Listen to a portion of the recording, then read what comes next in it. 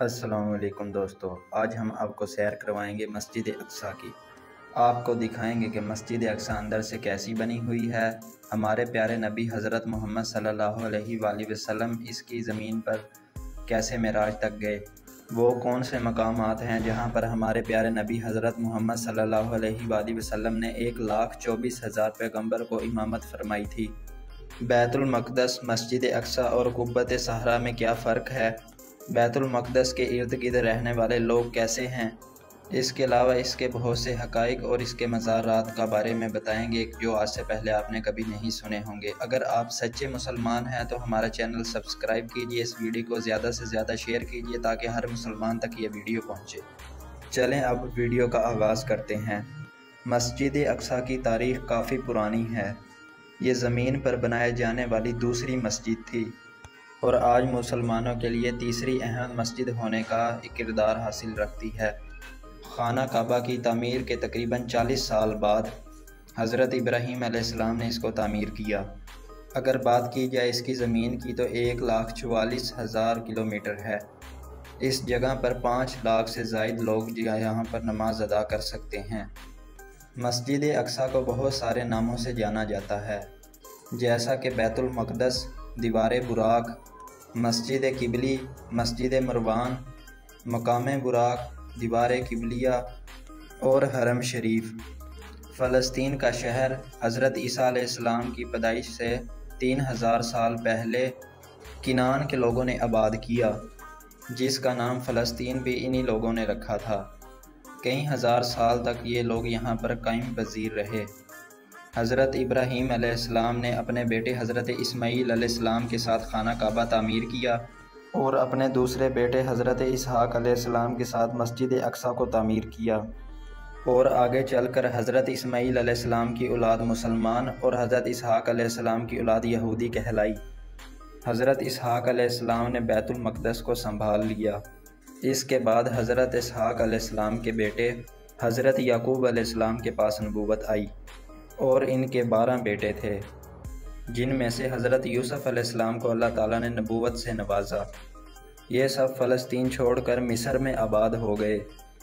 جب حضرت یوسف علیہ السلام کے بعد حضرت موسیٰ علیہ السلام تشریف لائے تو پھر آپ نے مصر میں موجود اپنے لوگوں کو فرعون کے عذاب سے بچایا۔ ان لوگوں کو دوبارہ فلسطین کی طرف لے آئے۔ اس طرح بنی اسرائیل فلسطین کی طرف دوبارہ آباد ہو گئے۔ اس کے بعد ہمارے نبی حضرت داؤد علیہ السلام کا دور آ گیا۔ حضرت داؤد علیہ السلام نے اپنے دور میں دوبارہ مسجد اقصیٰ کا تعمیر کا کام دوبارہ شروع کیا، لیکن وہ اپنی زندگی میں یہ کام مکمل نہ کر سکے۔ اس کے بعد مسجد کی تعمیر کی ساری ذمہ داری حضرت سلیمان علیہ السلام کے پاس چلی گئی، جو کہ ان کے بیٹے تھے۔ حضرت سلیمان علیہ السلام بھی اللہ کے ایک پیغمبر تھے۔ آپ نے مسجد اقصیٰ کی تعمیر کو مکمل کیا۔ عراق کے بادشاہ 587 BC میں انہوں نے فلسطین کے اوپر حملہ کر دیا۔ بیت المقدس کے اوپر بھی انہوں نے حملہ کیا۔ اس کے بعد سارا فلسطین اور بیت المقدس کو سارا کھنڈر بنا دیا۔ اس کے بعد چند دیواریں ہی بچی بیت المقدس کی۔ اس نے یہودیوں کا قتل عام کیا اور ان کے سارے صحیح بھی گرا دیے۔ کچھ عرصہ بعد ایران نے یروشلم کو آزاد کر لیا۔ حضرت مریم علیہ السلام بھی اسی شہر میں رہتی تھی اور حضرت عیسیٰ علیہ السلام بھی اسی مقدس شہر میں پیدا ہوئے۔ حضرت عیسیٰ علیہ السلام کے آسمان پر اٹھائے جانے کے 70 سال بعد روم کے لوگوں نے مسجد اقصیٰ پر حملہ کر دیا۔ انہوں نے مسجد اقصیٰ کا سب کچھ تباہ کر دیا، لیکن چند دیواریں ہی بچی۔ اس کے بعد واقعہ معراج تک یہ مسجد ایسے ہی رہی۔ مسلمان پہلے اسی کی طرف رخ کر کے عبادت کیا کرتے تھے، لیکن بعد میں اللہ تعالیٰ کے حکم کے مطابق ان کا قبلہ خانہ کعبہ بنا دیا گیا تھا۔ لیکن مسجد اقصیٰ کا رتبہ مسلمانوں کے دلوں میں ذرا سا بھی کم نہیں ہوا۔ آپ صلی اللہ علیہ وآلہ وسلم کی وفات کے 6 سال بعد مسلمانوں نے حضرت عمر رضی اللہ تعالیٰ عنہ کی قیادت میں مسجد اقصیٰ کو فتح کر لیا۔ اس کے بعد عبد المالک بن مروان کی قیادت آئی۔ قبۃ صحرا کی تعمیر کروائی گئی۔ 1099 میں صلیبیوں نے اس پر دوبارہ قبضہ کر لیا اور مسلمانوں کے خون کی نہریں بہا دی۔ جب نور الدین سنگی کا دور آیا تو بیت المقدس کو عیسائیوں سے حاصل کرنے کے لیے مہم جاری کر دی۔ جس کی تکمیل صلاح الدین ایوبی نے کی اور صلاح الدین ایوبی نے بیت المقدس کو فتح کر لیا۔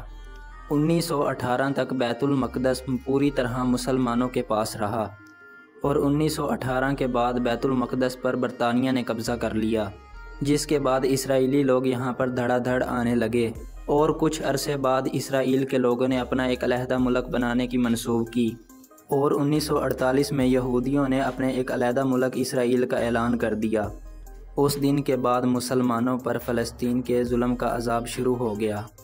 دوستو، آپ کو بتاتا چلوں کہ 3 چیزیں الگ الگ ہیں: قبۃ الصحرا، بیت المقدس اور مسجد اقصی۔ سکرین پہ آپ کو جو گولڈن کلر کا محراب نظر آ رہا ہے، ہمارے پیارے نبی حضرت محمد صلی اللہ علیہ وآلہ وسلم نے یہاں سے عرش پر جانے کا آغاز شروع کیا۔ اسے قبۃ صحرا کہتے ہیں، جس کے ارد گرد 4 دیواری بھی ہوئی ہے، جس کے اندر بیت المقدس بھی آتا ہے اور مسجد اقصی بھی اسی کے انڈر آتی ہے۔ اور یہ ہے مسجد اقصی جو بیت المقدس کے بالکل سامنے آتی ہے۔ اس مسجد میں عورتوں کے لیے الگ سیکشن بنایا گیا ہے اور بوائز کے لیے الگ سیکشن بنایا گیا ہے۔